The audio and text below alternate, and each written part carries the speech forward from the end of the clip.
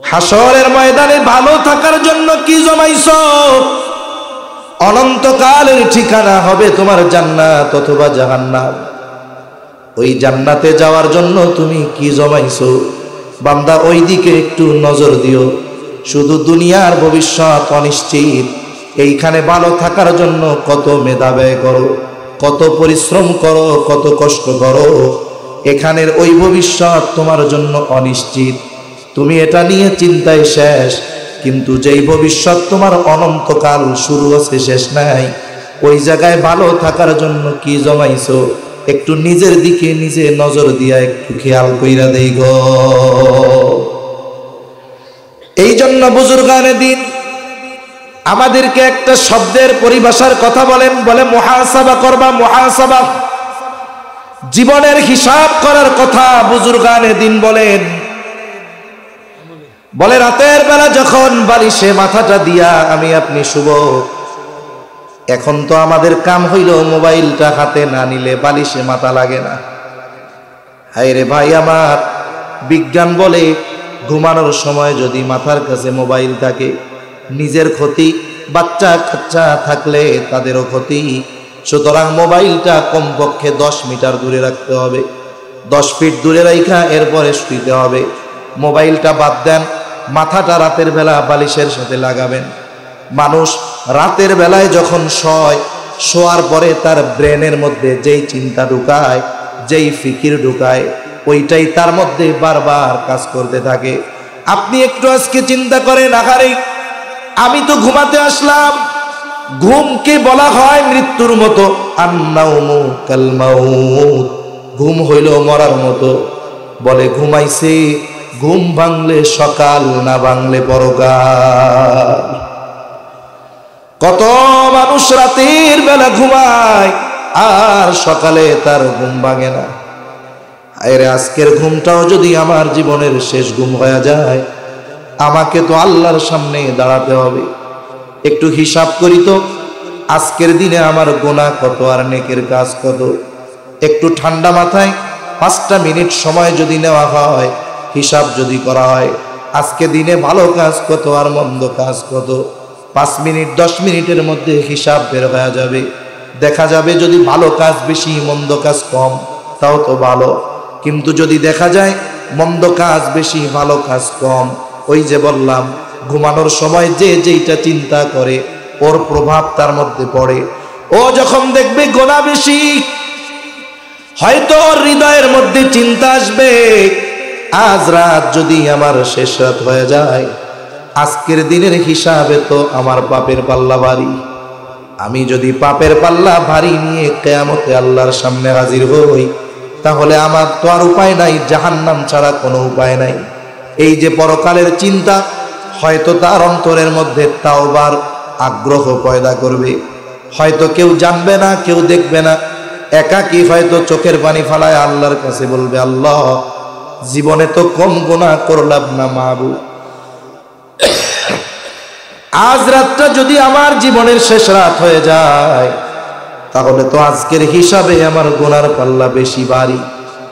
মাবুদ গো, আমারে আপনি মাফ করে দেন, অতীতে যা গুনাহ করছি আপনার কাছে ক্ষমা চাই, ভবিষ্যতে আর গুনাহ করব না। আয় আল্লাহ আমারে আপনি মাফ করে দেন।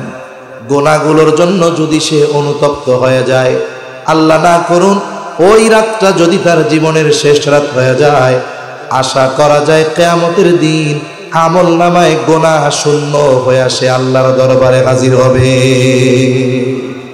عن أبي ذر رضي الله تعالى عنه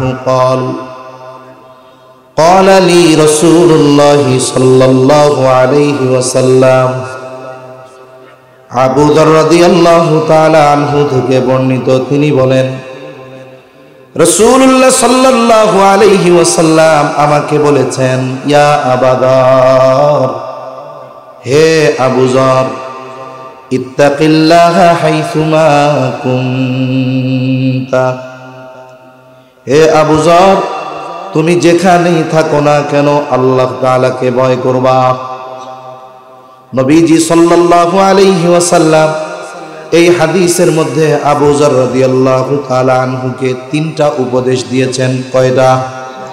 জোরে বলেন কয়টা?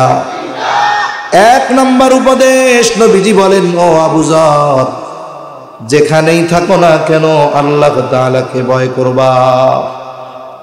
ইত্তাকিল্লাহ হাইসুমা কুনতা। এই যে তাকওয়ার কথা নবীজি শুধু আবু যরকে বলেছেন এমনটা নয়, বরং নবীজির এমন কোনো ওয়াজ নাই, এমন কোনো খুতবা নাই। জুমার দিন যখন নবীজি খুতবা দিতেন, নবীজি এমন কোনো খুতবা নাই যেই খুতবার মধ্যে নবীজি তাকওয়ার কথা বলতেন না। নবীজি তাকওয়ার কথা বলতেন। শুধু তাই না, আল্লাহ রাব্বুল আলামিন কোরআনুল কারীমের মধ্যে বারবার তাকওয়ার কথা বলেছেন। আল্লাহ তাআলা বলেন, ইয়া আইয়ুহাল্লাযীনা আমানুত্তাকুল্লাহ। আল্লাহ তাআলা বলেন, হে ঈমানদারেরা, তোমরা আল্লাহ তাআলাকে ভয় করো। হাক্কা তুকাতিহি ওয়া লা তামুতুন্না ইল্লা ওয়া আনতুম মুসলিমুন। আল্লাহ তাআলা বলে, ভয় করার মতো ভয় করো, আর মুসলমান না হয়ে তোমরা মৃত্যুবরণ করিও না। তাহলে তাকওয়ার ওয়াজ নির্দেশ শুধু নবীজি দিয়েছেন তা নয়, তাকওয়া অর্জনের নির্দেশ দিয়েছেন কে? জোরে বলেন না, কে? আল্লাহ। কোরআনুল কারীমের মধ্যে তাকওয়া শব্দটা কখনো ঈমানদারদেরকে উদ্দেশ্য করে বলা হয়েছে, আবার কখনো সকল মানুষদেরকে উদ্দেশ্য করে তাকওয়া অর্জনের কথা বলা হয়েছে। যেমন আল্লাহ তাআলা কোরআনুল কারীমের এক জায়গায় বলেন, ইয়া আইয়ুহান নাসুত্তাকু রাব্বাকুম। হে মানব সম্প্রদায়, তোমরা তোমাদের রবকে ভয় করো। মুফাসসিরিনে কেরাম বলেন, যেখানে তাকওয়া অর্জনের নির্দেশ সকল মানব জাতিকে উদ্দেশ্য করে বলা হচ্ছে, বলে এইখানে তাকওয়ার দ্বারা উদ্দেশ্য হলো, হে মানব সম্প্রদায়, তোমরা তোমাদের রব আল্লাহ তাআলার উপরে ঈমান আনো। কারণ তাকওয়ার সর্বনিম্ন স্তর হলো ঈমান আনা। কিন্তু যেইখানে ঈমানদারদেরকে উদ্দেশ্য করে তাকওয়া অর্জনের নির্দেশ দেওয়া হয়, যেমন আল্লাহ তাআলা বলেন, ইয়া আইয়ুহাল্লাযীনা আমানুত্তাকুল্লাহ। হে ঈমানদারেরা, তোমরা আল্লাহ তাআলাকে ভয় করো। তার মানে বোঝা গেল, এই জায়গায় তাকওয়ার নিম্ন স্তরের কথা বলা হয় নাই, বরং এই জায়গায় ঈমানদারদেরকে আপার ক্লাসের তাকওয়া অর্জনের কথা বলা হয়েছে। এখন আসেন, তাকওয়া শব্দের অর্থটা কি? তাকওয়া শব্দের সাধারণত দুইটা অর্থ বেশি ব্যবহার হয়। কয়টা? জোরে বলেন, কয়টা? এক নম্বর অর্থ হলো ভয় করা, ভয়। মানুষ সাধারণত আর এক মানুষকে দুইটা কারণে ভয় করে। একজন মানুষ অপর কোনো মানুষকে দুইটা কারণে ভয় করতে পারে। এক নাম্বার কারণ, বলে এলাকার সবচাইতে খারাপ মানুষটাকে মানুষ ভয় করে। করে কি করে না? বলেন ক্ষমতা আছে, ক্ষমতার অপব্যবহার করে মানুষের উপরে জুলুম করে, যার তার উপরে অত্যাচার করে। বলেন তো, এই ধরনের মানুষ দেখলে ভয় লাগে কি লাগে না? এই ধরনের মানুষকে ভয় করে মানুষ, এই ভয়ের সাথে থাকে ঘৃণা। এই ধরনের মানুষকে মানুষ ভয় করে, ভয়ের সাথে থাকে ঘৃণা। আবার আর এক ধরনের মানুষকে মানুষ ভয় করে, বলে সে খারাপ হওয়ার জন্য ভয় করে না। ভয় করে কেন? বলে ওই ব্যক্তি ভালো মানুষ, এই জন্য তাকে ভয় করে। যেমন মুরব্বী যারা আছেন, কল্যাণদী হুজুর রহমাতুল্লাহি আলাইহিকে যারা দেখছেন, বলেন তো উনি যখন রাস্তায় চলতো, ওনার সামনে কেউ অন্যায় করতো নাকি? গোনা করতো নাকি? বিড়ি সিগারেট খাইতো নাকি? বলে কেন খাইতো না? বলে হুজুরকে ভয় পায়। আরে হুজুর তো কারোটা মেরে খায় না, কাউকে অস্ত্র দিয়ে আঘাত করে না, কারো উপরে জুলুম করে না। বলে ভয় পায় কেন? বলে উনি একজন আল্লাহওয়ালা মানুষ, ভালো মানুষ, এই জন্য ভয় পায়। বলে এই ধরনের মানুষকে মানুষ ভয় পায় ঠিক, কিন্তু এই ভয়ের মধ্যে থাকে মহব্বত আর ভালোবাসা। তাহলে খারাপ মানুষকে মানুষ ভয় করে, এই ভয়ের সাথে থাকে ঘৃণা। দিনদার মানুষকে ভয় করে, বলে এই ভয়ের সাথে থাকে মোহাব্বত, ভালোবাসা, সম্মান। বান্দা আল্লাহ তাআলাকে ভয় করবে, বলে মোহাব্বত করে ভয় করবে। দেখেন না, আপনি আপনার বাবার সামনে গুনাহ করতে ভয় পান, লজ্জা পান, দিনদার মানুষের সামনে অন্যায় করতে লজ্জা পান, ভয় পান, কিন্তু আল্লাহ তাআলার সামনে বান্দা আমরা ভয় করতে লজ্জা পাই না। কিন্তু উচিত ছিল এই চিন্তা করা যে আমাকে বানিয়েছে আল্লাহ, আমার রিজিক দাতা আল্লাহ, আমারে বানাইছেন আল্লাহ, আমার রব আল্লাহ। বলেন তো, যার এত করুণা দয়া মায়া আমার আপনার উপর, ওই মালিককে আমার আপনার মোহাব্বতের সাথে ভয় করার দরকার আছে না? আল্লাহ তাআলার আজমতের দিকে খেয়াল রেখে মোহাব্বতের সাথে ভয় করা। তাকওয়ার আরেক শব্দের অর্থ হলো বিরত থাকা, বেঁচে থাকা। বলে কিসের থেকে বেঁচে থাকা? আল্লাহ তাআলা যা নিষেধ করেছেন তা থেকে বেঁচে থাকা। আল্লাহ বলেছেন বান্দা সুদ খায়ও না, সুদ থেকে বেঁচে থাকা। আল্লাহ বলেন বান্দা ঘুষ খেও না, ঘুষ থেকে বেঁচে থাকা। আল্লাহ বলেন বান্দা বেপরদায় চলিও না। আল্লাহ তাআলার এই নির্দেশগুলো মানা, নিষেধগুলো থেকে বিরত থাকা। এই দুইটা শব্দকে যদি একত্রিত করা হয়, বলে আল্লাহর আজমতের দিকে খেয়াল রেখে মোহাব্বতের সাথে আল্লাহকে ভয় করে তার নিষেধ সমূহ থেকে বেঁচে থাকার নাম হলো তাকওয়া। আর যেই ব্যক্তি আল্লাহকে আজমতের দিকে খেয়াল রেখে আল্লাহকে মোহাব্বত করে, আল্লাহকে ভয় করে, আল্লাহর নিষেধ সমূহ থেকে যে বেঁচে থাকে, বলে ওই ব্যক্তি হলো মুত্তাকি। আল্লাহওয়ালা যারা, এরা আল্লাহকে ভয় করে কি করে না? বলেন তো, সাথে সাথে আল্লাহকে ভালোবাসে কি বাসে না? তাহলে ভয়ের সাথে ভালোবাসাও থাকে। আবার বলেন তো, এই মানুষগুলো আল্লাহর নিষেধ থেকে বেঁচে থাকে কি থাকে না? এই জন্যই ওনাদেরকে আমরা মুত্তাকি বলি। এই জন্য ওনাদের আমরা কি বলি? এই মুত্তাকি শুধু ওনাদের হইলে হবে না, সব মুমিনের হওয়ার দরকার আছে না নাই? নির্দেশ কার? জোরে বলেন কার? কিন্তু এই নির্দেশ আমরা পালন করতে পারতেছি না। আল্লাহ তাআলা কোরআনুল কারীমের মধ্যে বারবার তাকওয়া অর্জনের নির্দেশ দিয়েছেন। এখন আমরা যদি বাস্তবেই মুত্তাকি হতে চাই, আল্লাহ তাআলার নির্দেশ, ইয়া আইয়ুহাল্লাযীনা আমানুত্তাকুল্লাহ। আল্লাহ তাআলা বলেন, হে ঈমানদারেরা, তোমরা মুত্তাকি হয়ে যাও। একটু আগে বলছি মুত্তাকি কাকে বলে। কে বলতে পারবেন মুত্তাকি কারে কয়? কে পারবেন? বলেন তো,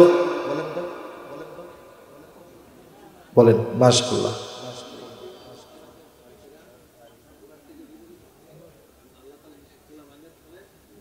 মাশাআল্লাহ। বসেন।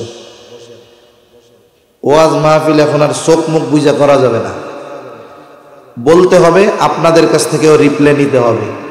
তাইলে বোঝা যাবে যে শুধু কানের মজা নিচ্ছেন নাকি দিল রে কিছু দিচ্ছেন। আল্লাহ তাআলা ভাইকে কবুল করুক, বলি আমিন।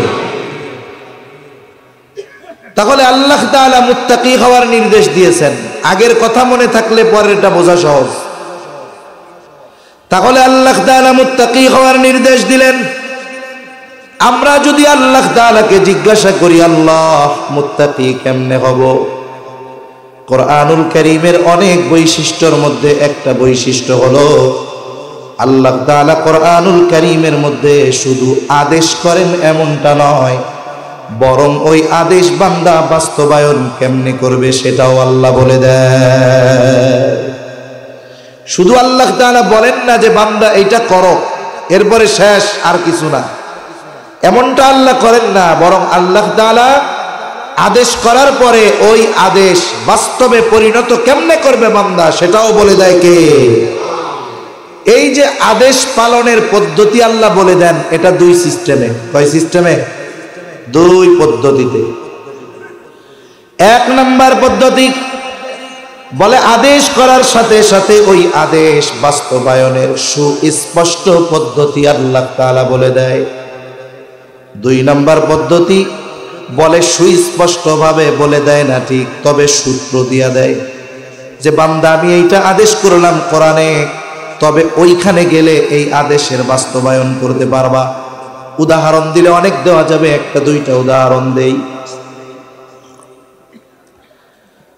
কোরআনুল কারীমের মধ্যে নামাজের আদেশ আছে না নাই? ঈমানের পরে সবচাইতে গুরুত্বপূর্ণ ইবাদতের নাম কি? জোরে বলেন, আরো জোরে বলেন কি? কোরআনের ঈমানের পরে সবচাইতে গুরুত্বপূর্ণ ইবাদত নামাজ।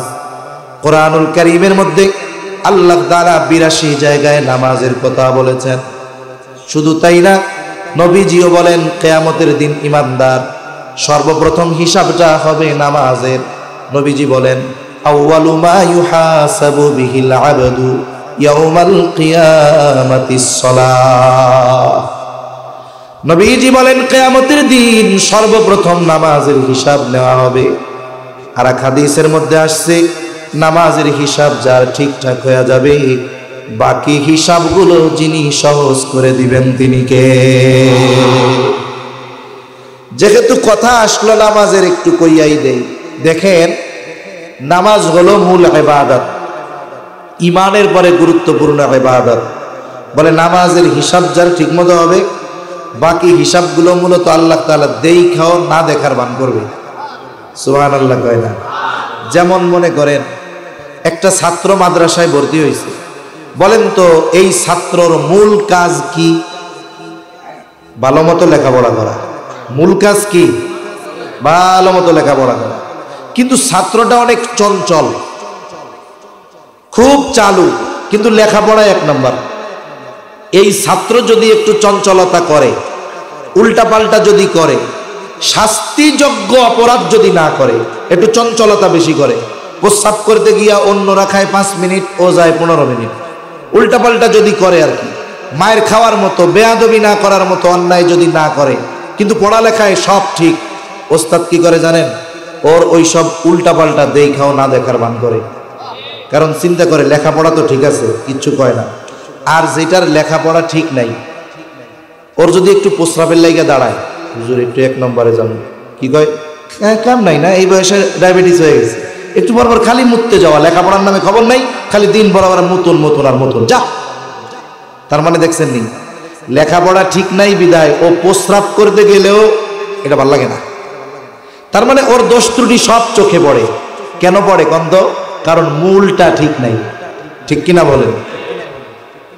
ওই রকম ভাবে ওস্তাদ যেমন ছাত্রের লেখাপড়া যদি ঠিক থাকে, অন্যান্য দুষ্টমি দেখাও না দেখার ভান করে, কিছু কয় না, অনুরূপ ভাবে যার নামাজের হিসাব ঠিক হয়ে যাবে, বাকি হিসাবগুলো উল্টা পাল্টা হইলেও দেখাও না দেখার ভান কইরা আল্লাহ বলবে যাও মাফ কইরা দিলা। এই নামাজের আদেশ আল্লাহ তাআলা দিয়েছেন কোরআনুল কারীমের মধ্যে। এখন যদি আপনি কোরআনটা হাতে নিয়া সারা পৃথিবীর সব উলামায়ে কেরামকে বলেন, মুফতিয়ানে কেরামকে বলেন, মুফাসসিরিনে কেরামদেরকে বলেন যে কোরআনটা হাতে দেওয়া হলো, আপনারা নবীর হাদিস ধরতে পারবেন না, নবীর সুন্নাহ ধরতে পারবেন না, শুধুমাত্র কেবলমাত্র কোরআনুল কারীমের ইবারতের মধ্য থেকে ফজরের যে 2 রাকাত নামাজ আমরা পড়ি, সুন্নাত হোক আর ফরজ হোক, অনেক সময় নুরানির বাচ্চারা 2 রাকাত নামাজে 60টা মাসালার প্রদর্শনী দেখায়। এই যে 60টা মাসালা 2 রাকাত নামাজে আছে, শুধুমাত্র কোরআন থেকে বের করে দেন। চ্যালেঞ্জ দিয়ে দিলাম, ওই মানুষগুলাকে 1,00,000 বছর যদি হায়াত দেওয়া হয়, নবীর হাদিস সুন্নাহ বাদ দিয়ে শুধু কোরআন থেকে এই নামাজের 60টা মাসালার 10টাও বাইর করতে পারবে না। তাহলে নামাজের আদেশ তো কোরআনে, বলে নামাজ কোথার থেকে শিখব? আল্লাহ রাব্বুল আলামিন ইশারা দিয়ে দিয়েছে, বলে আমরা আল্লাহ তাআলার আনুগত্য করার নির্দেশ আল্লাহ তাআলা দিয়েছেন। এখন আমরা যদি আল্লাহর আনুগত্য করব, মানে আল্লাহর আদেশের আনুগত্য করতে হবে। এখন এই আদেশের বাস্তবায়ন, আনুগত্যতা কোথায় গিয়া পাইব? আল্লাহ তাআলা বলেন আমার আনুগত্য কেমনে করবা? আল্লাহ বলেন মাইয়ুতির রাসূলা ফাকাদ আতা আল্লাহ। আল্লাহ তাআলা বলেন যে আমার রাসূলের আনুগত্য করলো, সে আমারই আনুগত্য করলো। এখন আসেন, নামাজের আদেশ দিয়েছেন আল্লাহ, আর নামাজ শিখিয়েছেন মুহাম্মাদুর রাসূলুল্লাহ সাল্লাল্লাহু আলাইহি ওয়াসাল্লাম। এই জন্য নবীজিও বলেন সল্লু কামা রাআইতুমুনি উসাল্লি। নামাজের আদেশ তো আল্লাহ কোরআনে দিয়েছে, নামাজ কেমনে পড়বা সেটা তো কয় নাই। এখন নামাজ কেমনে পড়বা? নবীজি বলেন সল্লু, নামাজ পড়ো, কামা রাআইতুমুনি উসাল্লি, যেভাবে আমাকে তোমরা নামাজ পড়তে দেখো। আরেকটা উদাহরণ দেই।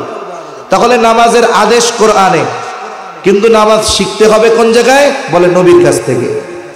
নামাজের যতগুলো ফরজ আছে, এই ফরজগুলোর মধ্যে অন্যতম একটি ফরজ হইল রুকু করা। রুকু করা কি ফরজ? আল্লাহ তাআলা বলেন ওয়ারকাউ মা'আর রাকিঈন, রুকুকারীদের সাথে রুকু করো। বলে রুকুর অর্থ কি? রুকুর শাব্দিক অর্থ হইল ঝোঁকা, একটু ঝুঁকা। এখন আমি যদি নামাজে দাঁড়ায়া রুকু করার সময় শুধুমাত্র মাথাটারে একটু ঝুঁকাই, বলেন তো এইটারে আপনারা রুকু বলবেন নাকি? এখন আমি যদি কই কোরআনে তো আল্লাহ রুকু বলছে, রুকু শব্দের অর্থ হইল ঝোঁকা, কতটুক ঝুঁকতে হবে, কতটুকু বাঁকা হইতে হবে এটা তো আল্লাহ কয় নাই। তার মানে মাথা যদি ঝুঁকাই তাইলে আপনারা রুকু বলবেন না। রুকু কারে বলবেন? বলে একেবারে এলের মতো হয়ে যাবে, একেবারে 90 ডিগ্রি বাঁকা হয়ে যাইতে হবে, ডালের মতো একেবারে বাঁকা হয়ে যাইতে হবে। বলে পিঠটা উটের মতো কুজা হইয়া উঁচা হইয়া থাকলে হবে না, পিঠ আর মাথা একেবারে লেভেল সমান সমান হয়ে যাইতে হবে। এই রকম না হইলে এইটাকে রুকু বলা যাবে না। চিন্তা করেন, কোরআনে আল্লাহ বলছেন রুকু করতে, রুকু অর্থ হলো ঝোঁকা, কিন্তু কতটুকু ঝুঁকতে হবে, কিভাবে থাকতে হবে কোরআনে আল্লাহ বলেন নাই। তাহলে রুকু করা শিখতে হইছে কার থেকে? জোরে বলে নবীর থেকে শেখা লাগছে। এজন্য কাছে যেগুলো আল্লাহ আদেশ করেছেন কিন্তু শিখতে কইছেন নবীর কাছ থেকে, কিন্তু তাকওয়ার বিষয়টা আদেশ করার সাথে সাথে আল্লাহ তাআলা সুস্পষ্টভাবে তাকওয়া অর্জনের পদ্ধতি আল্লাহ তাআলা বলে দিয়েছেন। সুবহানাল্লাহ। তাকওয়া অর্জনের পদ্ধতি আল্লাহ প্রদত্ত যেই কথা, একটা দুইটা বিষয় জানবো আমরা। লম্বা বলতে গেলে অনেক দূর চলে যাওয়া লাগবে। আমি এমনিও অসুস্থ, একটু পর পর কাশি উঠে, গরম পানি খাওয়া লাগতেছে। এক নম্বর বিষয় আল্লাহ তাআলা বলেন ইয়া আইয়ুহাল্লাযীনা আমানুত্তাকুল্লাহ, হে ঈমানদারেরা তোমরা মুত্তাকি হও। আমরা যদি জিজ্ঞাসা করি আল্লাহ মুত্তাকি কেমনে হব, আল্লাহ তাআলা কেমন যেন জবাব দিয়া বলে ওয়াকুনু মা'আস সাদিকিন, বান্দা তুমি যদি মুত্তাকি হতে চাও তাহলে সত্যবাদীদের সঙ্গী হয়ে যাও। এখানে আল্লাহ তাআলা তো আবেদিন বলেন নাই যে যারা ইবাদত করে তাদের সঙ্গী হও, যারা জিকির করে যাকিরিন তাদের সঙ্গী হও। আল্লাহ তাআলা সাদিকিন কেন বলছে? সাদিকিন কেন বলছে? আল্লাহ সত্যবাদিতার গুণের কথা আল্লাহ কেন উল্লেখ করছে? বলে প্রকৃতপক্ষে যেই লোকটা সত্যবাদিতার গুণ অর্জন করতে পারে বাকি সমস্ত গুণ তার মধ্যে পাওয়া যায়। সুবহানাল্লাহ। একটা গল্প কইলে বুঝতে সহজ হবে। অনেক সময় একঘেয়েমি আসে, অনেক সময় কিছু উদাহরণ গল্পের মাধ্যমে অনেক কঠিন জিনিসও সহজে বোঝা যায়। মনে করেন একটা সময় ছিল গ্রামের মানুষ ম্যাট্রিক আইএ পাস করলে তারে উচ্চ শিক্ষা হতো মনে করত। এই জন্য আগে কি হইতো? বলে এক গ্রামে একটা ছেলে 5টা লেটার পাইয়া ম্যাট্রিক পাস করছে। কয় লেটার পাইয়া? 5 লেটার মানে কি বুঝেন তো? মানে 5 বিষয়ে 80-র উপরে পাইছে।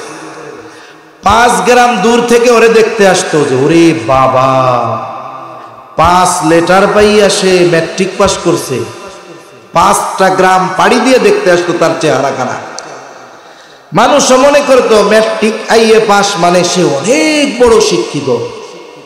এইরকম এক গ্রাম প্রত্যন্ত অঞ্চল, ওইখান থেকে একটা ছেলে কোনো মতে শহরে গেছে। শহরে গিয়া ছেলেটা ভার্সিটিতে, ঢাকা ইউনিভার্সিটিতে অনার্স করছে, মাস্টার্স করছে, বিসিএস কমপ্লিট করছে, আবার পিএইচডিও করছে। তার মানে সে বাংলাদেশের পড়ালেখা তার মোটামুটি সব শেষ, অনেক বড় শিক্ষিত। আশেপাশে 2-1 থানা জেলায় তার মতো শিক্ষিত কেউ নাই।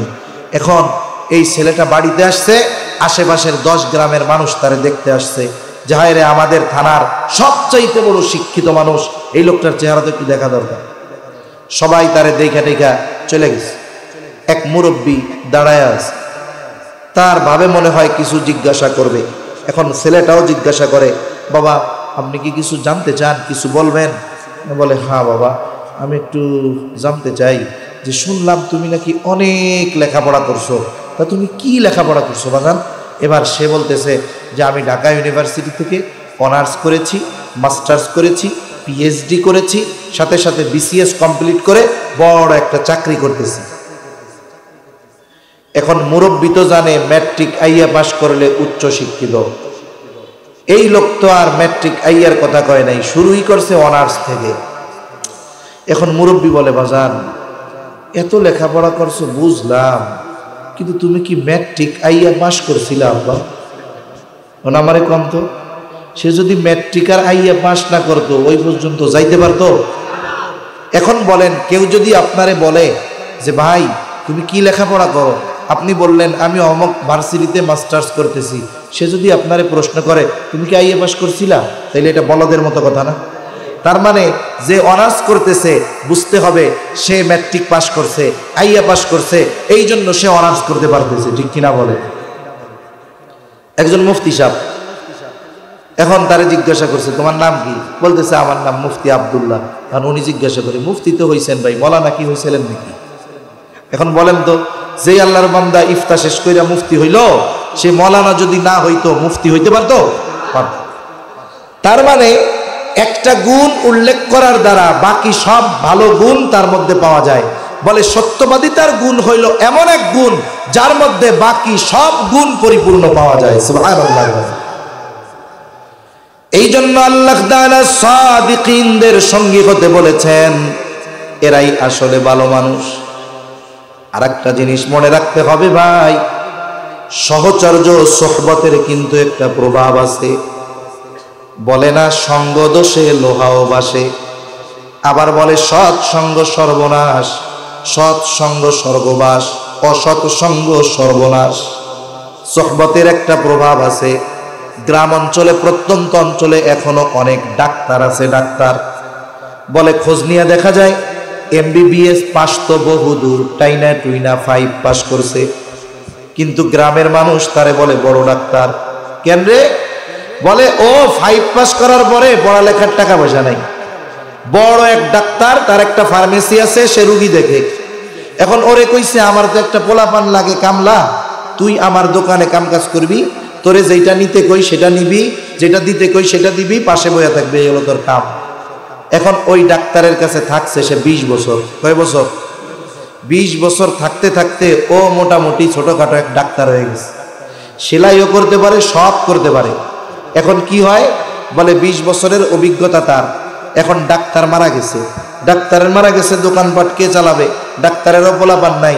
মানুষজন কয় আরে তুই তো ডাক্তারের সাথে 20 বছর থাকছিস, তুই কি কম ডাক্তার নাকি? তুই দোকান চালানো শুরু কর।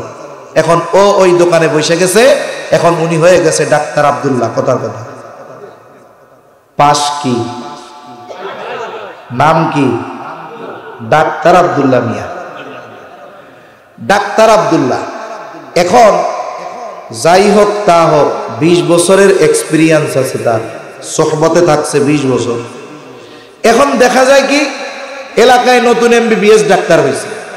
ও চিন্তা করছে আমার অঞ্চলে 5 পাস ডাক্তার, এগুলোর রুগী টুগি মেরে ফেলবে, তার ঠিক নাই, আমি মাসে একদিন গিয়া ফ্রি ফ্রি রুগী দেখবো।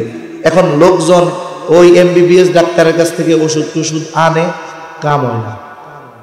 কিন্তু ডাক্তার আব্দুল্লাহ 5 পাস, তার কাছে গিয়া যেই ওষুধ আনে অল্পতে কাম হয়ে যায়। এখন কি কয়, দূর কি লেখাপড়া করছে, এটা আমাকে ডাক্তার আব্দুল্লাহর সামনে কোনো কিছুই না। এরকম ডাক্তার গ্রাম অঞ্চলে কম বেশি আছে না নাই? আছে।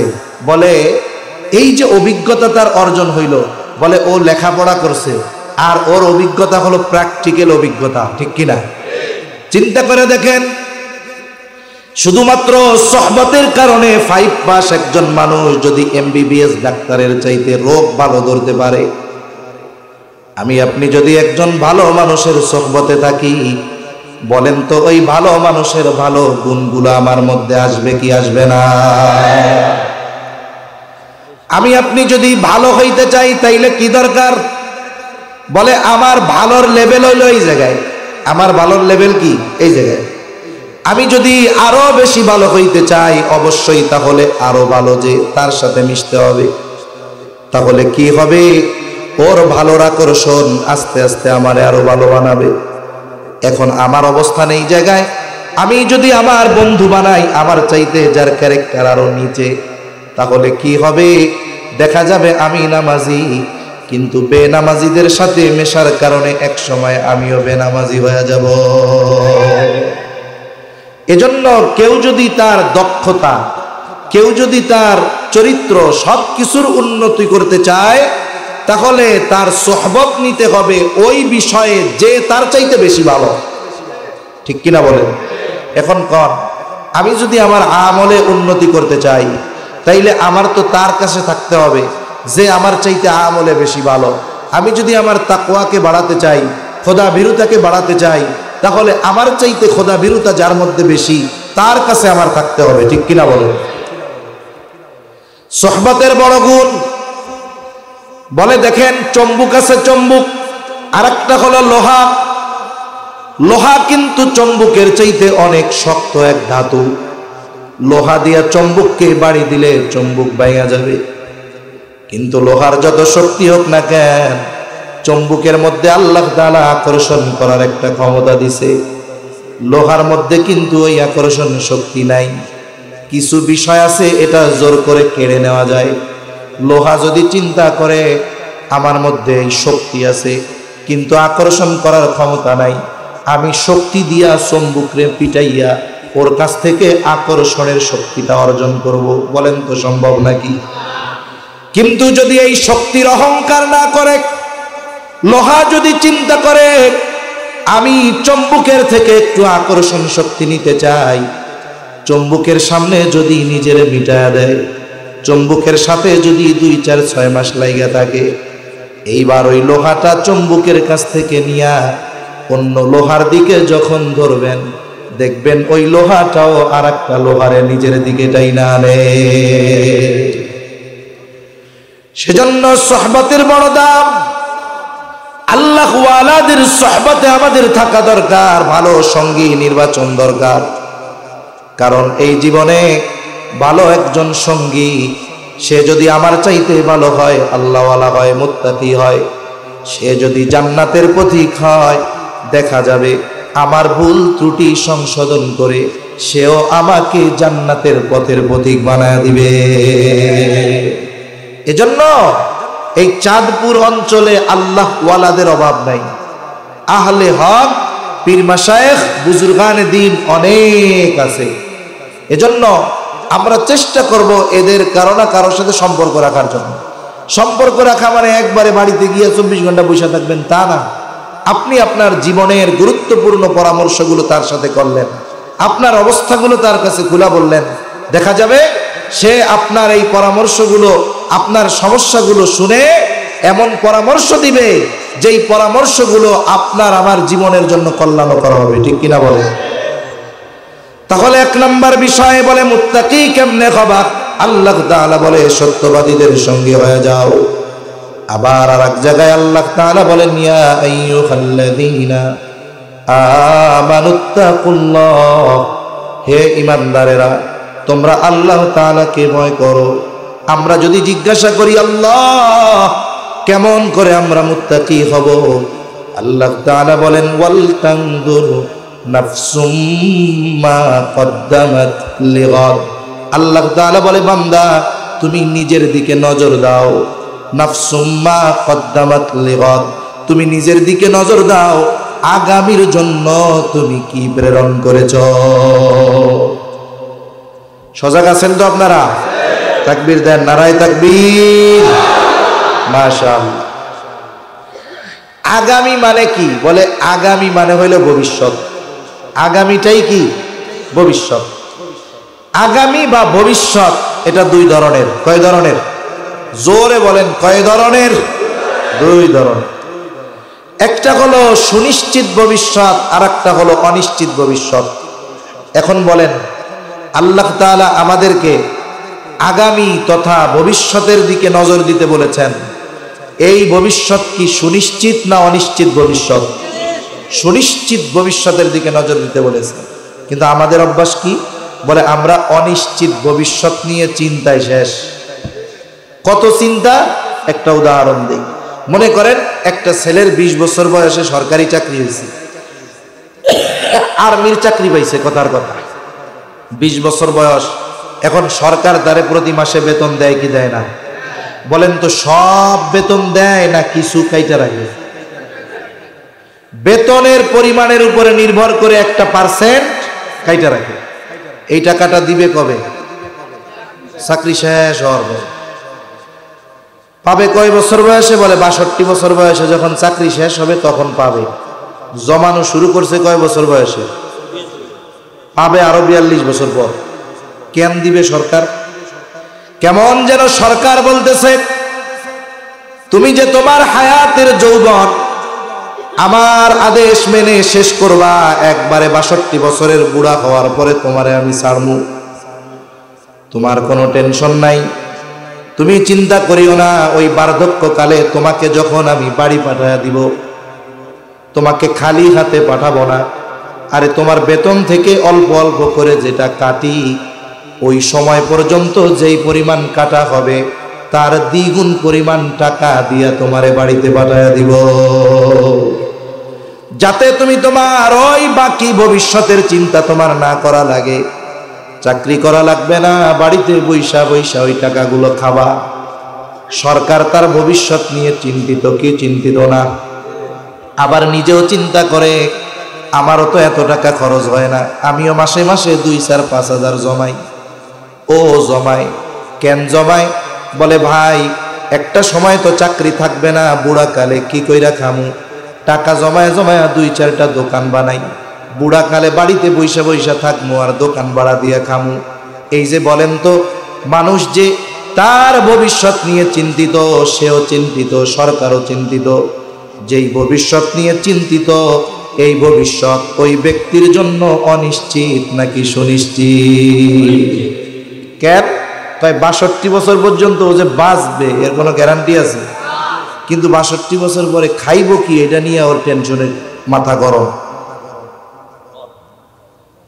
আল্লাহ তাআলা আমাদেরকে সুনিশ্চিত ভবিষ্যতের দিকে নজর দিতে বলছে। বলে সুনিশ্চিত ভবিষ্যৎ কোনটা? বলে সুনিশ্চিত ভবিষ্যৎ হইল কবর। বান্দারে, বুড়াকালে ভালো থাকার জন্য জোয়ানকাল থেকেই টাকা জমানো শুরু করছো, কিন্তু কবরে ভালো থাকার জন্য তুমি কি জমাইছো? হাসরের ময়দানে ভালো থাকার জন্য কি জমাইছো? অনন্তকালের ঠিকানা হবে তোমার জান্নাত অথবা জাহান্নাম। ওই জান্নাতে যাওয়ার জন্য তুমি কি জমাইছো? বান্দা, ওই দিকে একটু নজর দিও। শুধু দুনিয়ার ভবিষ্যৎ অনিশ্চিত, এইখানে ভালো থাকার জন্য কত মেধা ব্যয় করো, কত পরিশ্রম করো, কত কষ্ট করো, এখানের ওই ভবিষ্যৎ তোমার জন্য অনিশ্চিত। তুমি এটা নিয়ে চিন্তায় শেষ, কিন্তু যেই ভবিষ্যৎ তোমার অনন্তকাল, শুরু আছে শেষ নাই, ওই জায়গায় ভালো থাকার জন্য কি জমাইছো? একটু নিজের দিকে নিজে নজর দিয়া একটু খেয়াল কইরা দেই গো।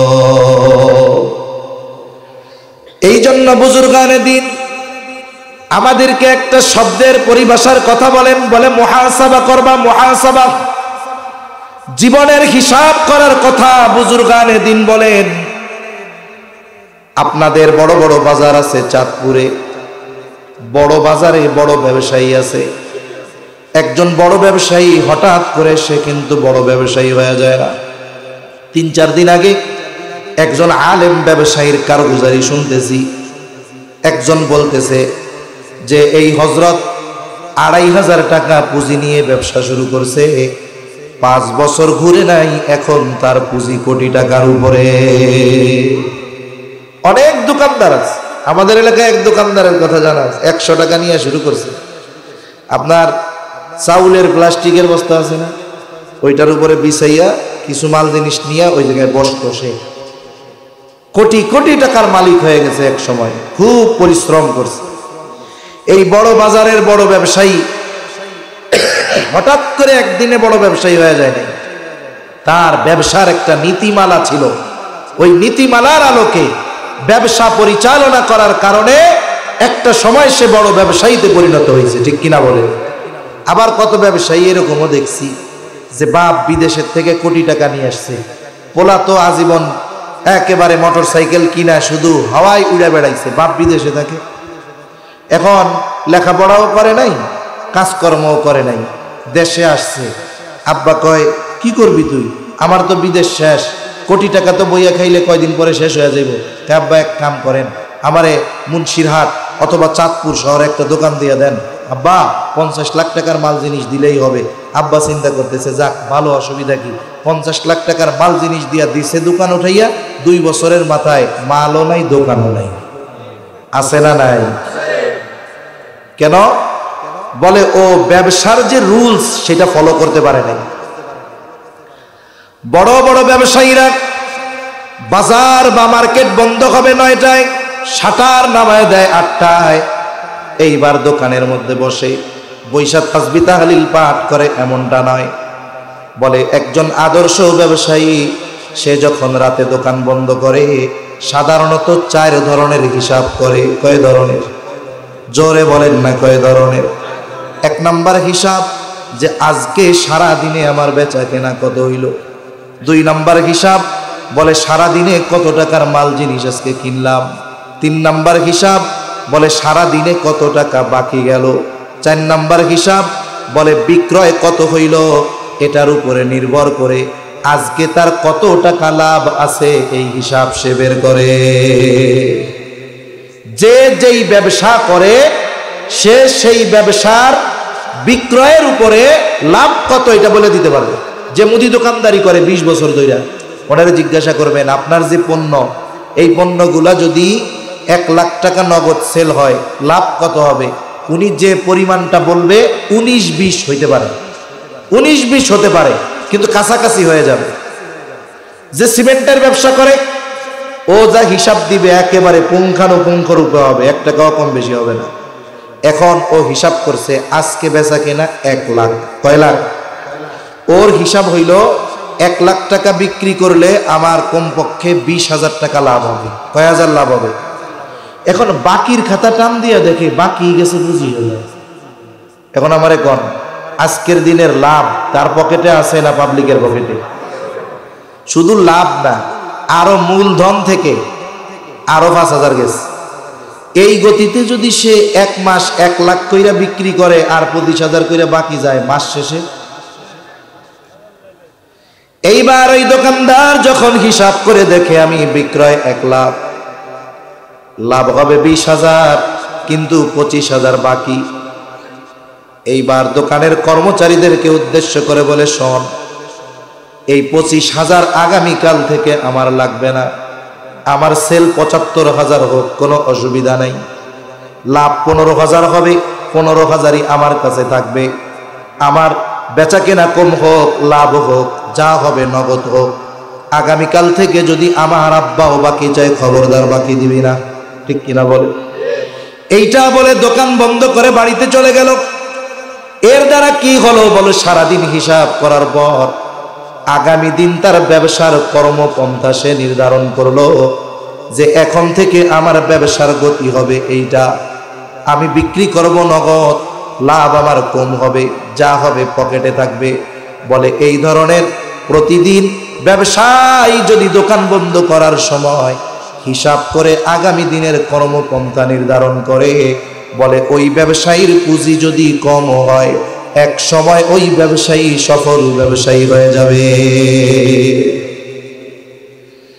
তাহলে রাতের বেলা দোকানদার তার বেচা কিনার হিসাব করবে, আমরা কিসের হিসাব করব? বলে রাতের বেলা যখন বালিশে মাথাটা দিয়া আমি আপনি শুব, এখন তো আমাদের কাম হইল মোবাইলটা হাতে না নিলে বালিশে মাথা লাগে না। হায় রে ভাই আমার, বিজ্ঞান বলে ঘুমানোর সময় যদি মাথার কাছে মোবাইল থাকে নিজের ক্ষতি, বাচ্চা কাচ্চা থাকলে তাদেরও ক্ষতি। সুতরাং মোবাইলটা কমপক্ষে 10 মিটার দূরে রাখতে হবে, 10 ফিট দূরে রাখা এরপরে শুইতে হবে। মোবাইলটা বাদ দেন, মাথাটা রাতের বেলা বালিশের সাথে লাগাবেন। মানুষ রাতের বেলায় যখন শোয়ার পরে তার ব্রেনের মধ্যে যেই চিন্তা ঢুকায়, যেই ফিকির ঢুকায়, ওইটাই তার মধ্যে বারবার কাজ করতে থাকে। আপনি একটু আজকে চিন্তা করেন, আহারে আমি তো ঘুমাতে আসলাম, ঘুমকে বলা হয় মৃত্যুর মতো, আন্নাউমু কাল মাউত, ঘুম হইল মরার মতো। বলে ঘুমাইছে, ঘুম ভাঙলে সকাল, না ভাঙলে পরকাল। কত মানুষ রাতের বেলা ঘুমায় আর সকালে তার ঘুম ভাঙে না। আরে আজকের ঘুমটাও যদি আমার জীবনের শেষ ঘুম হয়ে যায়, আমাকে তো আল্লাহর সামনে দাঁড়াতে হবে। একটু হিসাব করি তো, আজকের দিনে আমার গুনাহ কত আর নেকের কাজ কত। একটু ঠান্ডা মাথায় 5টা মিনিট সময় যদি নেওয়া হয়, হিসাব যদি করা হয়, আজকে দিনে ভালো কাজ কত আর মন্দ কাজ কত, 5 মিনিট 10 মিনিটের মধ্যে হিসাব বের হয়ে যাবে। দেখা যাবে যদি ভালো কাজ বেশি মন্দ কাজ কম, তাও তো ভালো। কিন্তু যদি দেখা যায় মন্দ কাজ বেশি ভালো কাজ কম, ওই যে বললাম ঘুমানোর সময় যে যেইটা চিন্তা করে ওর প্রভাব তার মধ্যে পড়ে। ও যখন দেখবে গুনাহ বেশি, হয়তো ওর হৃদয়ের মধ্যে চিন্তা আসবে, আজ রাত যদি আমার শেষ রাত হয়ে যায়, আজকের দিনের হিসাবে তো আমার পাপের পাল্লা ভারী। আমি যদি পাপের পাল্লা ভারী নিয়ে কিয়ামতে আল্লাহর সামনে হাজির হই, তাহলে আমার তো আর উপায় নাই, জাহান্নাম ছাড়া কোনো উপায় নাই। এই যে পরকালের চিন্তা হয়তো তার অন্তরের মধ্যে তাওবার আগ্রহ পয়দা করবে। হয়তো কেউ জানবে না, কেউ দেখবে না, একাকী হয়তো চোখের পানি ফালায় আল্লাহর কাছে বলবে, আল্লাহ জীবনে তো কম গুনাহ করলাম না মাবুদ, আজ রাতটা যদি আমার জীবনের শেষ রাত হয়ে যায়, তাহলে তো আজকের হিসাবে আমার গুনার পাল্লা বেশি ভারী। মাবুদ গো, আমারে আপনি মাফ করে দেন, অতীতে যা গুনাহ করছি আপনার কাছে ক্ষমা চাই, ভবিষ্যতে আর গুনাহ করব না। আয় আল্লাহ, আমারে আপনি মাফ করে দেন। গুনাহগুলোর জন্য যদি সে অনুতপ্ত হয়ে যায়, আল্লাহ না করুন ওই রাতটা যদি তার জীবনের শেষ রাত হয়ে যায়, আশা করা যায় কিয়ামতের দিন আমল নামায় গুনাহ শূন্য হয়ে সে আল্লাহর দরবারে হাজির হবে। কারণ তাওবা আস্তাগফিরুল্লাহ পড়লেই হয় না, তাওবা কবুলের শর্ত বুজুর্গানে দিন বলেন, যদি আল্লাহর হক সম্পৃক্ত না থাকে তাহলে 3টা। 1 নাম্বার অতীতের গুনার ব্যাপারে ক্ষমা চাওয়া, 2 নাম্বার ভবিষ্যতে গুনাহ না করার ব্যাপারে দৃঢ় প্রতিজ্ঞাবদ্ধ হওয়া, 3 নাম্বার যেই পাপগুলো হয়েছে এগুলোর জন্য লজ্জিত হওয়া। এই 3 বিষয় যদি ঠিক থাকে, বান্দার হক যদি নষ্ট না করে, ও যদি আস্তাগফিরুল্লাহ মুখ দিয়া নাও কয়, তাকে মাফ করে দিবেন কে? আর যদি বান্দার হক মাইরা খাইয়া মুখ দিয়া খালি আস্তাগফিরুল্লাহ আস্তাগফিরুল্লাহ আস্তাগফিরুল্লাহ কয়, কামাবে? কত মানুষ আছে এরকম, বান্দার হক মাইরা খাইয়া কোটি টাকার মালিক, বয়স এখন 65 বছর। চিন্তা করে কম তো হয় নাই, এখন তো মরার টাইম হয়েছে। হুজুররা তো কইছে যে কোনো মতে যদি একটা হজ্জে মাবরুর নসিব হয়ে যায়, কবুল হজ যদি হইয়াই যায়, বলে সে কেমন ভাবে ফিরে আসে, বলে রজাহা কায়াউমি ওয়ালাদাতহু উম্মু, বলে কেমন যেন সে সদ্য ভূমিষ্ঠ নিষ্পাপ শিশুর ন্যায় হয়ে যায়। পাপ যা করছি, এক কাম করি, টাকা পয়সা তো আছে, হজ করে আসি। এইবার হজ করে আসছে, বছরে বছরে হজে যায়, 3 মাস পর ওমরায় যায়। মক্কা শরীফের আশেপাশের দোকানগুলোয় 1000 দানার তসবি পাওয়া যায়। তসবি কিনে আনছে কি জন্য? কয় আস্তাগফিরুল্লাহ নয়, অতটুকু গ্রহণ করা তার জন্য জায়েজ। তার জন্য কি বলেন? আবার মনে করেন একজন এমন এক রোগে আক্রান্ত হয়েছে, ডাক্তার পরীক্ষা নিরীক্ষা কইরা দিনদার ডাক্তার বলে ওনার তো এমন এক রোগ, বলে ওনারে প্রতিদিন 3 বেলা 3 ডোজ 100 গ্রাম করে শুকরের গোশত খাওয়াইতে হবে, সাথে প্রতিদিন 3 চামচ করে মদ খাওয়াইতে হবে, নইলে উনি মরবে, সাথে পায়খানার পোকাও 5-6টা খাওয়াইতে হবে। মরণ ব্যাধি। ওলামা হযরত জিজ্ঞাসা করেন, জীবন বাঁচানোর জন্য তারে খাওয়ানো হালাল হবে না, জায়েজ? কি জোরে কোন?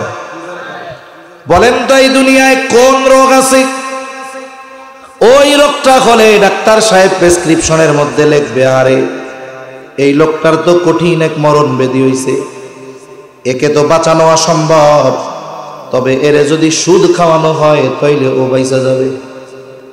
বলেন তো এমন কোন রোগ দুনিয়ায় হওয়ার সম্ভাবনা আছে নাকি? তাহলে এই সুদ হলো এমন এক হারাম, এটা কখনো জায়েজ হওয়ার সুযোগ নাই। বলে সাধারণ হারাম আর সুদের হারাম কিন্তু এক না। বলে পুলিশ আছে, পুলিশ থানার গেটের সামনে দাঁড়ায় থাকে, দেখবেন চকিদারের মতো, ওইটাও পুলিশ। আবার পুলিশ প্রধান যে, সেও পুলিশ। বলেন তো দুই পুলিশের মধ্যে তফাৎ আছে না নাই? আরে সুদ খাওয়াও কবিরা গুনাহ, হারাম খাইছে, পায়খানা খেয়েছে, কবিরা গুনাহ। আরে বলে পায়খানা যদি কেউ খায় শুধু তার পায়খানা খাওয়ার গুনাহ হয়, কিন্তু কেউ যদি সুদ খায় এটাও হারাম। তবে এই হারামের স্তরটা কত উঁচু, নবীজি বলেন 1 দিরহাম পরিমাণ হারাম যে খায় সে কেমন যেন তার মায়ের সাথে জিনা করে। বলেন তো এই পৃথিবীতে যার মস্তিষ্ক ঠিক আছে সে কোনো সময় মায়ের সাথে জিনা করার কথা কল্পনা করবে? কেউ যদি তারে বলে মেরে ফেলবে না, কিন্তু সে সুদ খাওয়ার মাধ্যমে ওই মানের পাপ করতেছে। এই জন্য কিয়ামতের দিন সুদখোর টালমাটাল হয়ে উঠবে।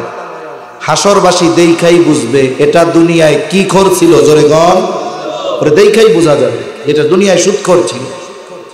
এজন্যই সুদের মতো গোনা থেকে আল্লাহ আমাদের হেফাজত করুন।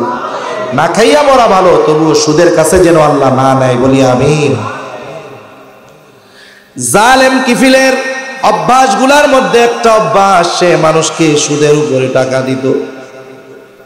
একদিন একজন অভাবী মহিলা তার কাছে আসছে কিছু টাকা ধার নেওয়ার জন্য। বিধবা সুন্দরী মহিলা। জালেম কিফিল বলে আমি টাকা ধার দেই না, টাকা নিলে আমার কাছ থেকে সুদের উপরে নিতে পারো, আমাকে এই টাকার বিপরীতে এত সুদ দিতে হবে।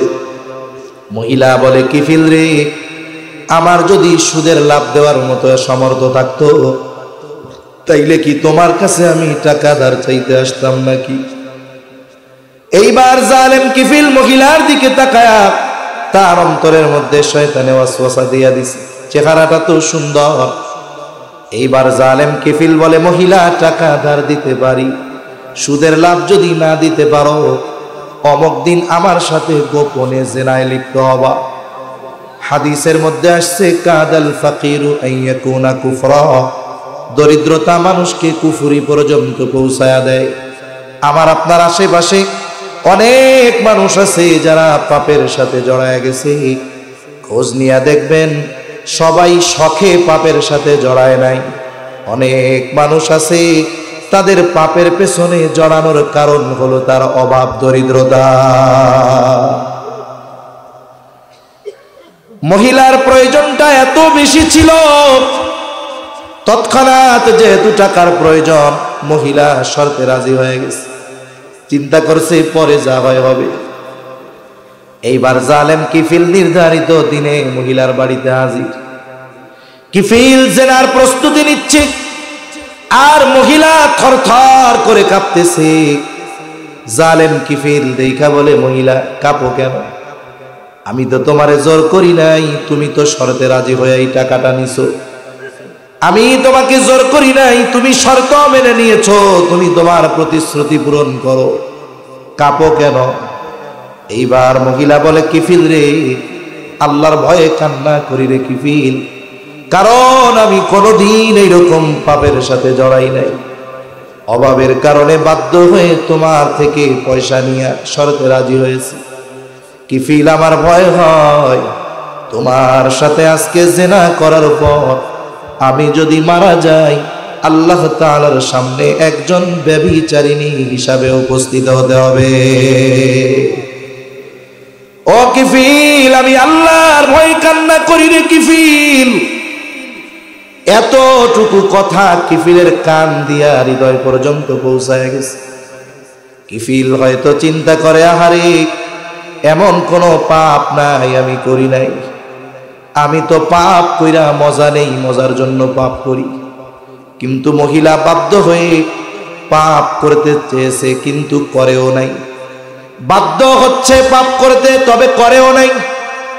তার অন্তরে আল্লাহর এত ভয় আর আমার অবস্থা কি হবে, এই চিন্তা কইরা কিফিল মহিলারে বলে, মহিলা 60 দিরহাম তারে ঋণ দিয়েছিল, 60 দিরহাম। বলে, যা মহিলা, এই টাকাগুলো তোরে আমি সাদকা করে দিলাম, আর তুই সাক্ষী থাক, আমি তাওবা করলাম, আজকে থেকে আর কোনো গুনার সাথে আমি জড়াবো না। এই কথা কইয়া কিফিল চলে গেছে বাড়িতে। ঘটনাক্রমে রাতের বেলায় কিফিল মারা গেছে। কিফিলের তাওবার খবর কিন্তু কেউ জানে না। মহিলা তো জানছে, আর জানে কে? জোরে বল। কিফিল মারা গেছে। সকাল বেলায় এলাকায় সংবাদ ছড়ায় গেছে, কিফিল মরছে। এই পৃথিবীতেও কিছু মানুষ এখনো আছে, মুসলমানের ঘরে জন্ম নিয়েছে ঠিক, ওর মৃত্যুর খবর শুনে ওর অতীতকৃত কর্মের দিকে তাকায়া ওর মরার খবর শুই না মানুষ ইন্না লিল্লাহ কয় না, বরং মরার খবর শুনলে কয় আলহামদুলিল্লাহ। এমন মানুষ দুনিয়ায় আছে না নাই? সেই জন্য কবিও বলেন, এমন জীবন তুমি করিও গঠন, মরণে হাসিবে তুমি কাঁদিবে ভুবন। এই জন্য যখন কোন জালেম মরে, বলে মানুষ ইন্না লিল্লাহ কয় না, আলহামদুলিল্লাহ কয়। অনুরূপ ভাবে যখন কোন জালেমের পতন হয়, মানুষ খুশি হয়, বলে ফেরাউন পতন হইছে, বনি ইসরাইল আনন্দে রোজা রাখছে। কত দেশে কত জালেমের পতন হইছে, মিষ্টির দোকান খালি হয়ে গেছে। কি জীবন বানাইছে দেখি। সবাই এখন আনন্দ করে, মিছিল করে, কিফিল মরছে, জালেম মরছে, ভালো হয়েছে। জালেম মরেছে, ভালো হয়েছে, কিন্তু কিফিলের তাওবার খবর তো আল্লাহ তাআলা জানে। আল্লাহ তাআলা জানায়া দিয়েছে, শোনো কিফিল রে, তোমরা জালেম বইলো না। কিফিল জালেম নাই, কিফিল তার পাপের থেকে তাওবা করেছে। আমি আল্লাহ কিফিলকে আমার বন্ধু বানায় নিয়েছি। হায় রে, ওই বনি ইসরাইলের ওই জালেম, এমন কোনো গুনাহ নাই সে করে নাই, তারে যদি আল্লাহ মাফ করতে পারে, আমরা আখেরি নবীর উম্মত, আমাদের আল্লাহ মাফ করবে না? আরে আল্লাহ আমাদের বেশি ভালোবাসেন। আল্লাহ আমাদের কি ভালোবাসে? কোন বেশি ভালোবাসে। কত ভালোবাসে আমাদের আল্লাহ জানেননি? আল্লাহ তার বান্দাদের কত ভালোবাসে বলবো? আরে আল্লাহর ব্যাপারে জানার দরকার আমাদের। আমরা তো আল্লাহর দেওয়ার ক্ষমতার ব্যাপারেও মনে হয় জানি না, আল্লাহ আমাদের কত ভালোবাসেও আমরা জানি না। আবু হুরায়রা রাদিয়াল্লাহু তাআলা আনহু থেকে বর্ণিত হাদিস, নবীজি বলেন, ইন্না লিল্লাহি মিআতা রাহমাহ, আল্লাহ তাআলার 100 রহমত আছে। কত রহমত? অথবা আল্লাহ তাআলা তার রহমতকে 100 ভাগ করেছে। বলে, আনজালা মিনহা রাহমাতান ওয়াহিদাতান বাইনাল জিন্নি ওয়াল ইনসি ওয়াল বাহাইমি ওয়াল হাওয়াই। নবীজি বলেন, ওই 100 রহমত থেকে একটা রহমত, কয়টা রহমত? অথবা 100 ভাগ রহমত থেকে 1 ভাগ রহমত আল্লাহ তাআলা সব মানুষের মধ্যে বন্টন করেছে। ওই 1 ভাগের থেকে জিনদের মধ্যে বন্টন করেছে। বলে, জঙ্গলের যত হিংস্র প্রাণী আছে তাদের মধ্যে বন্টন করেছে। সমুদ্রের যত প্রাণী আছে সবার মধ্যে বন্টন করেছে। বলেন কয় ভাগ থেকে? ওই 1 ভাগ রহমত পৃথিবীর শুরু থেকে নিয়ে শেষ পর্যন্ত যত মাখলুক এসেছে, আছে, আসবে, সবার মধ্যে আল্লাহ তাআলা বন্টন করে দিয়েছে। আরে ওই 1 ভাগের একটা অংশ আমার আপনার নবীকেও আল্লাহ দিয়েছে। বলে, ওই 1 ভাগের একটা অংশ রহমত, মায়া আমার আপনার নবী পাইয়া উম্মতের জন্য কেমন মায়া, কেমন দয়া। বলে, কিয়ামতের দিন সবাই যখন নিজের চিন্তায় বিভোর, নবীও চিন্তায় বিভোর। বলে, সবাই নিজের চিন্তায় বিভোর, আর আমার আপনার নবী উম্মতের নাজাতের চিন্তায় বিভোর। 1 ভাগ রহমত আল্লাহ সকলের মাঝে বন্টন করে দিয়েছে।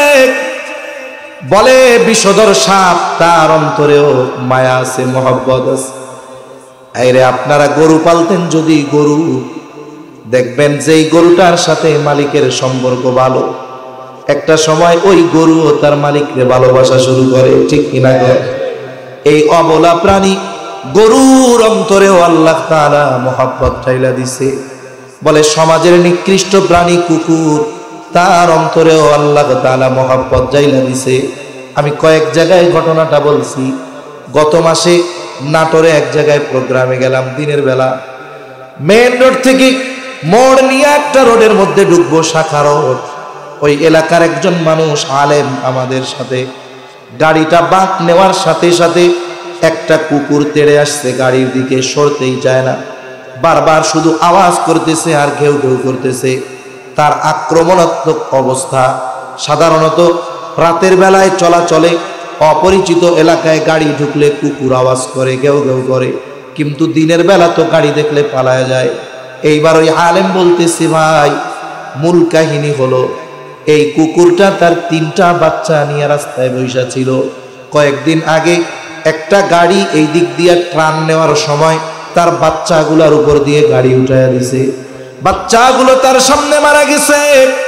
ওই সময় থেকে যত গাড়ি এই দিকে ঢুকতে যায় ও আক্রমণ করে গাড়ির উপরে তাইরা আসে।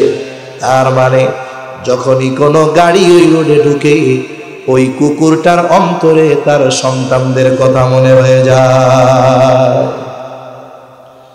কুকুরের অন্তরে আল্লাহ তাআলা মায়া মোহাব্বত ভালোবাসা দিয়ে দিয়েছে। এই মোহাব্বত ভালোবাসা যে সবার মধ্যে দিল, কয় ভাগ থেকে জোরে গম বাকি আছে? কত ভাগ জোরে বলেন?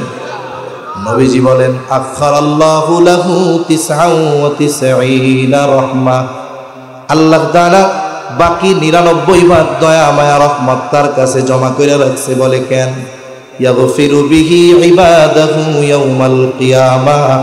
বলে ওই 99 ভাগ দয়া রহমত মায়া দিয়া আল্লাহ তাআলা কিয়ামতের দিন তার গুনাহগার বান্দাদের মাফ করে দিবে। সেই আল্লাহ আমাদেরকে ক্ষমার জন্য বারবার ডাকে, আমাদের কোনো খবর নাই। তাহলে কোন কথা থেকে গেলাম? বলে মুহাসাবা থেকে গেছিলাম। এত কথা যে জীবনের হিসাব মানুষকে মুত্তাকি বানায় দিতে পারে। এই জন্য অনুরোধ থাকবে, প্রতিদিন রাত্রে বিছানায় শোয়ার সময় 10টা মিনিট আমার আপনার জীবনের হিসাব আমরা করব, যে আজ সারাদিন কতগুলো ভালো কাজ করলাম, কতগুলো অন্যায় কাজ করলাম।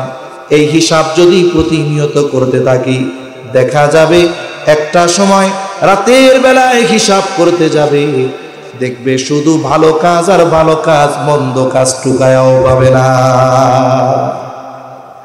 ও ভাই, গোনা কোন জায়গায় গিয়া করবেন? পাপ কোথায় গিয়া করবেন বলেন তো? এই পৃথিবীতে 2-1 ইঞ্চি জায়গা আছে নাকি যেই জায়গা গিয়ে যদি গোনা টোনা করা হয় আল্লাহ দেখবে না? জোরে বলেন, আছে? নাই। এরপরে তো মাহবুব সাহেব আসবে না, তাহলে আমি শেষ করে দিই। নিয়ে আসেন, 10 মিনিটের মধ্যে শেষ করে দেবেন।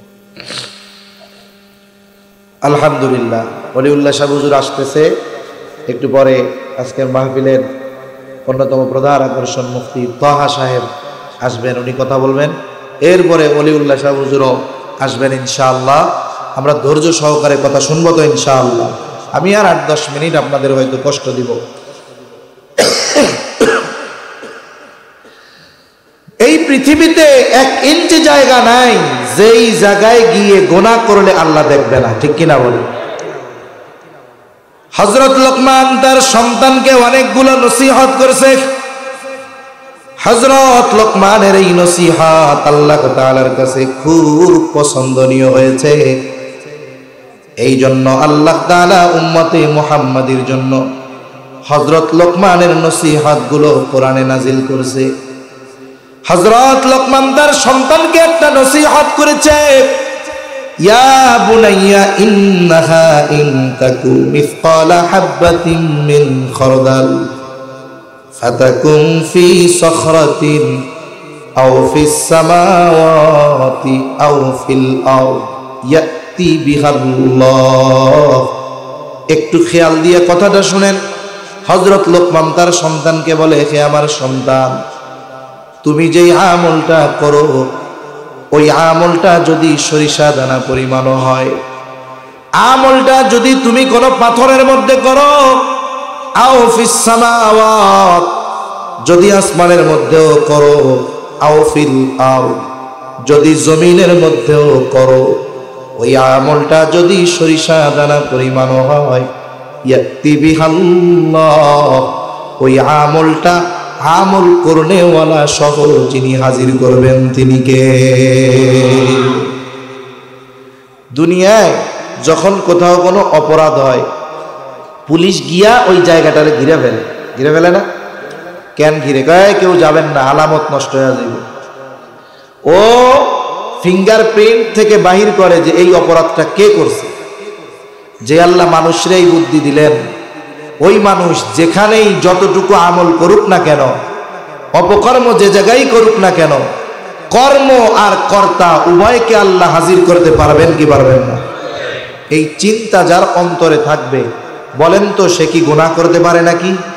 আরে গুনাহ না করলেই তো মুত্তাকি, সুবহানাল্লাহ। সেজন্য আমাদের এই চিন্তা সব সময় মাথায় রাখতে হবে। দুনিয়ার যেখানেই যাই না কেন, দেখেন কে? আরে আব্বা খাওয়ান দেয়, এই জন্য আব্বার সামনে গুনাহ করতে লজ্জা লাগে। আরে মূল খাবার দেয় কে? যেই আল্লাহ বানাইছে তার সামনে গুনাহ করতে লজ্জা হওয়া দরকার না? এই জন্য আল্লাহকে মোহাব্বত করে আল্লাহর নিষেধ সমূহ থেকে বেঁচে থাকা আমাদের দরকার, ঠিক কিনা বলেন? নবীজি আবু যর রাদিয়াল্লাহু তাআলা আনহুকে নসিহত করতেছে, এক নাম্বার, ইয়া আবাদার ইত্তাকিল্লাহা হাইসুমা কুনতা, হে আবু যর তুমি যেখানেই থাকো না কেন আল্লাহ তাআলাকে ভয় করবা। দুই নাম্বার নসিহত, নবীজি বলেন, ইয়া হো আবু যর, তোমার দ্বারা যদি কখনো কোনো মন্দ কাজ হয়ে যায়, যদি তোমার দ্বারা কখনো কোনো গুনার কাজ হয়ে যায়, তুমি ভালো কাজ করবা। ওয়া আতবি'is সাইয়্যাতাল হাসানাতা তামহুহা, ও আবু যর, যদি তোমার দ্বারা মন্দ কাজ হয় তুমি ভালো কাজ করবা। বলে কেন? বলে তামহুহা, ওই ভালো কাজ মন্দ কাজটাকে মিটায়া দেয়। তাহলে মন্দ কাজের পরে ভালো কাজ করলে মন্দ কাজ কি হয়ে যায়? মিটা যায়। এই জন্য মন্দ কাজটা যেমন, ভালো কাজটাও তেমন হইতে হবে। মন্দ কাজটা যেই লেভেলের, ভালো কাজটাও কি ওই লেভেলের হইতে হবে। মনে করেন একজন কবিরা গুনাহ করছে, কবিরা গুনাহ যদি করে তাহলে ভালো কাজ হলো খালেস তওবা করা। মনে করেন একজন মুরব্বীর সাথে খারাপ আচরণ করে ফেলছে, ভালো কাজ কি? বলে মুরব্বীর কাছে গিয়ে ক্ষমা চাওয়া। চাঁদপুর বাজারে গেছেন, নতুন বাজার বা পুরান বাজার, এক লোকের সাথে আপনার একটু তর্ক বিতর্ক হয়েছে, গায়ে ধাক্কা লাগছে, লোকটাকেও আপনি চিনেন না, সেও আপনাকে চিনে না, জীবনে আর কোনোদিন দেখা হবে কি হবে না খবর নাই, কিন্তু আপনার বাড়ি চাঁদপুর, লোকটারে একটু ধমক বেশি দিছেন। পরে চিন্তা করতেছেন, আহারে লোকটার সাথে তো আমার খারাপ আচরণ করা হয়ে গেল, ঠিক হয় নাই। মনে রাখতে হবে, নবীজি হাদিসের মধ্যে বলেন, তোমরা ওই দিবসটাকে ভয় করো যেই দিবসে আল্লাহ তাআলা বাদী বিবাদীর মধ্যে ফয়সালা করে দিবে। সুতরাং তোমরা এই দুনিয়াতে যদি কাউকে কথার মাধ্যমেও কষ্ট দিয়ে থাকো, মাফ চাইয়া নাও, নাইলে এই বিষয়ের ব্যাপারেও কিয়ামতে আল্লাহ ফয়সালা করবে। এখন আপনার তো তার সাথে খারাপ আচরণ হয়ে গেছে, খুঁজে তো পাবেন না, কি করা দরকার? বুজুর্গানে দিন বলেন যে আপনি এক কাম করবেন, যে আল্লাহ তারা যদি কোনোদিন পাই মাপ চাইয়া নিব, এখন 20টা টাকা তার নামে সদকা করে দেব। যে আল্লাহ ওই ভাইয়ের সাথে আমার খারাপ আচরণ হয়ে গেছিল, আল্লাহ তারা যদি কোনোদিন পাই মাপ চাইয়া নিব, কিন্তু না পাইলে কেমনে মাপ চামু, এই 20টা টাকা আমার ভাইয়ের জন্য আমি সদকা করলাম। তাহলে কি হবে? দেখা যাবে কিয়ামতের দিন ও আল্লাহর কাছে বলবে, আল্লাহ আমি ওর কাছে একটা হক পাইতাম, ও আমার সাথে খারাপ আচরণ করেছিল, আল্লাহ বলবে ধর, এই যে তোরে নেকি দিয়া দিলাম। সুবহানাল্লাহ। এজন্য মন্দ কাজ যদি হয় ওর উপরে অটল থাকা যাবে। মানুষের দ্বারা অন্যায় হতেই পারে, স্বাভাবিক ব্যাপার, নবীজি বলেন বনি আদম যদি পাপ না করত, গুনাহ না করত, আল্লাহ তাআলা নতুন আরেক জাতি সৃষ্টি করতেন যারা পাপ করবে, তারা পাপ করবে আর আল্লাহর কাছে ক্ষমা চাইবে, আর আল্লাহ তাআলা তাদের গুনাহগুলো মাফ করে দিবে। এই জন্য নবীজি বলেন বনি আদম প্রত্যেকেই পাপী। বলে সর্বোত্তম পাপী কে? যে তার পাপের উপরে অটল থাকে না, বরং পাপ হয়ে গেছে অনুশোচনা বোধ কাজ করে, তওবা করে আল্লাহর কাছে মাপ চায়। আল্লাহ তাআলা বলেন ওই বনি আদম হলো সর্বোত্তম পাপী। তার মানে পাপ হয়ে যাওয়ার পরে, অন্যায় হয়ে যাওয়ার পরে, খারাপ কাজ হয়ে যাওয়ার পরে ওর উপরে অটল না থেকে যেই ভালো কাজ করলে পাপ মোচন হবে সেই ভালো কাজ আমাদের করতে হবে। ঠিক কিনা বলো?